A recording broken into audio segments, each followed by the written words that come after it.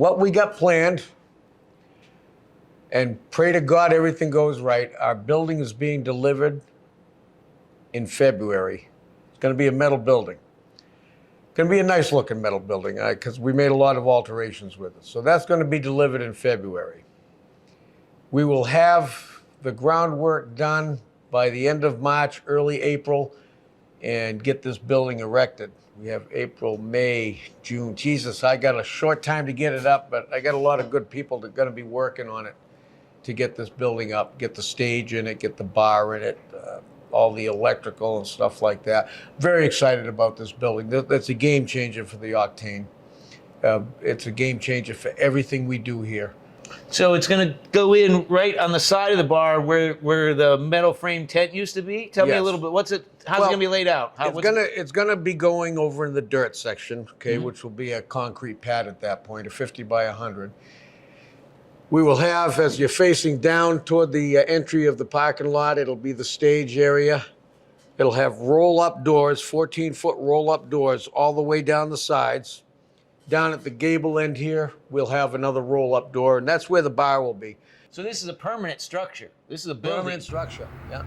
50 by 100, 16 feet to the eave. So there's plenty of headroom up in there for everything. I can't tell you how excited I am about it because it's just, we can do so much out there. We can have so many cool functions, concerts, all sorts of cool shit. So we're upgrading our stage equipment as well. We're getting some new stuff on that. But Jesus, you know, everything we do is $250,000. Jesus. So is that going to increase your capacity, or is it just going to give you a better space for your customers? Capacity, better space all around, you know. Because it never rains during Bike Week. Never rains. No. There's the ifs and what ifs, but you know, we're gaming for a big year. I want to make sure we got stuff happening. We're going to have bike shows. I got a good guy doing motorcycle shows. We're going to have a lot of. Let's talk about the bike shows. Run me through the week. Well, my buddy Joe Roy's doing the bike shows. Okay. He's excited about that, and they're going to have the antiques. Going to have the sidecar and trike shows. Going to have Charlie Snow's going to help him out with the shows. Yep, so that's Charlie Snow's going to help him out with it. So I think those guys will work really good together. Yeah. And the other side of that too is we'll be doing stands all around with really cool motorcycles on these stands, you know, just for display bikes, you know, just nice bikes. But it'll be great. I'm going to have bikes up on the stage, fucking motorcycles everywhere. It'll be great. I'm excited about it. I bought a motorcycle off a friend of mine, had it 80-inch, 1980 wide glide, had it for the last 50 years, for Christ's sakes, 40 years. He sold it to me, and I got it home, and I'm looking at it. It was always a rat bike, so it's been a rat bike for 40 years anyways. And I'm looking at this thing, and I said, Jesus, there ain't a real lot saving on this thing. So me and my buddy decided we're going to make a bobber out of it. So I'm going to have pictures before and pictures after, but it's going to be a sweet bobber, a nice shovel head bobber. Well, can we follow you while you're making it? Maybe on Bike Week Nation, we'll set up some cameras and we can do some time lapses of you working on it. Absolutely. You got it. What a wreck it was. I put it up on my lift. I said, holy shit, what a piece of crap. But when I get done with it, it's going to be absolutely breathtaking. So you strip it right down to the frame, walk me through the process. Going to take it. I want to get it running. Once it runs, strip the frame, powder coat the frame, powder coat certain parts of the whole thing here. We're going to change out the bars, the tanks, bobber fender, just cool shit. This thing, and then we'll have it on the Kickstart contest because we want to have a bunch of bike games and stuff going on. We'll have a Kickstart contest out there where we can get. I think I've got probably 4 or 5 bikes with Kickstarters, you know, and we'll all fucking run down the line. We'll start them, boom, boom, boom, boom, boom, and let everybody. There's a lot of guys out there that never kickstarted a bike, right? They came in the Evo days when nobody had a kicker anymore. So it'll be kind of fun. And there's a lot of the old dogs out there that know what to do with them, but I got to make them run good so that they all, you know, they'll have their shot in the sun. So let's talk a little bit about the documentary. Like I'm going to, shoot a film here called 100 Octane, High Octane's 100.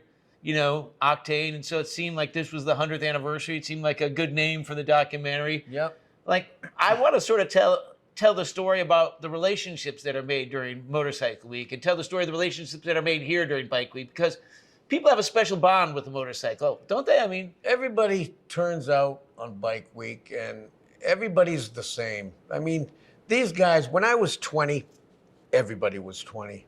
We looked around, they're all full of piss and vinegar, chest bumping, fight. Oh, Christ almighty. I tried to stay out of the fights as much as I could. But today, we're all 50, 60, 70. You don't have as many of the young guys coming in as we were when I was 20. Because, like I said, when I was 20, everybody was 20. The culture is aging out, isn't it? We're an older 30 culture. years old was an old guy, right? So here we are. All the old, we all remember who we were and what we were. Everybody's different. Christ, they've gone on to wiring their motorcycles together to having premier motorcycles. They're spending $50,000, $70,000 on their bike, and then if they want to upgrade it, they do that now. So these people are all got kids and. Well, it's funny, like I've been coming since my 20s, and when I was younger, I came for the party. Now I come for the relationships. I have this whole group of people who I've known for 30 years, but I've only known them 1 week at a time over those 30 years. But some of those bonds are the strongest friendships you have because you share the passion of the motorcycle, right? And that's all that really matters is the motorcycle. I'm telling you, I love motorcycles. I fucking love motorcycles. I always have. In this stage of my life, I have the ability to get more and more of certain ones. The wife goes crazy about it. She just sits here and says, "John, you don't need another bike." I said, "I don't know. I know I don't need another bike. I want another bike." But I got some nice motorcycles.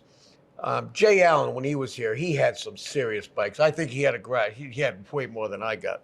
I think he's got 80 motorcycles, something like that. Yeah, he wants all the money for them. And that's understandable because he paid all the money for him when he bought Well, it's like, as you know, you're right. I mean, as we've gotten older, you want to appreciate the experience as much as anything. Like you've been to, you went to Sturgis, you went to the Bonneville Salt Flats. That's really all about motorcycle experiences, right? Is that what you're trying to do? Yeah. Well, the older I get, the more I'm finding out that I've not got that many more years left. I got to get a lot of shit crammed in here, I got this bar here. I have a partner that enabled me to do it. Couldn't do with a better partner. But my wife, my daughter, we work this bar. It works. The system we have works. They work hard. I do a lot of this. I do a lot of talking. I fix things. I make shit happen. But my daughter and my wife, they are the backbone. Nobody sees what my wife does in this thing. I sit there and I couldn't do it. If I didn't have them, I wouldn't be here, period. I just wouldn't be here. If you'd have asked my friends 30 years ago, and I said, "Hey, I'm going to own a bar in another few years," they'd have laughed their balls off. Because I was usually a patron at these places, and I was pretty good at it. All right, well, should we pack this up and then reconvene at your house? My name's Joe Roy. I own Vintage Custom Cycles. I do restorations and custom builds and stuff. So John asked me what we could do with this. So I looked at it and I says, well, we can make this what they call a swing arm bobber, utilizing most of the stuff that we have here, putting a shorter shock here to bring the bike down, give it a sleeker looking look to it, mounting the fender to the swing arm that hovers close to the back tire, so it gives it that low sleek look. Putting the sole seat with the spring mount right here. Eliminating the big tanks and going with the bob tanks, giving it that old look and having plenty of gas reserve to take it for a nice ride and stuff.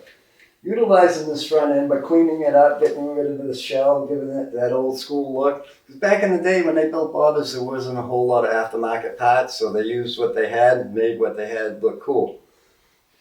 Going with a 21-inch pie cutter on the front, on the same suspension here. Taking the motor, everything right out of it, bringing it down to bare frame, sending it out to powder coat. While the motor's out, we're going to do some cleaning and polishing to the rocker boxes. Cleaning out the primary, putting a nice primary on it, getting it all polished up, maybe even a chrome one.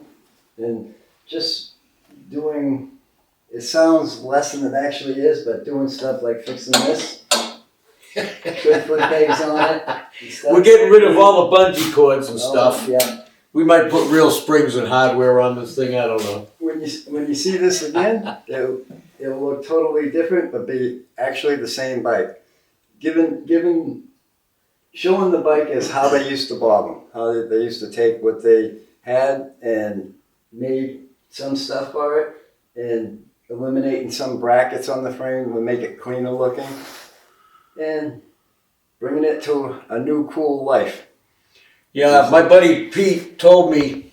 He said, "Chips, you paint anything on that bike, the deal's off." I says, "Don't worry, Pete. I won't change it from what it is, being a rat. So I'm gonna take all the rat stuff off it." But my buddy Pete Leggins has had this thing 45, 50 years anyways. Christ, I was surprised he called me to sell it, but we got it in here and we're gonna do some cool stuff to it. Yeah.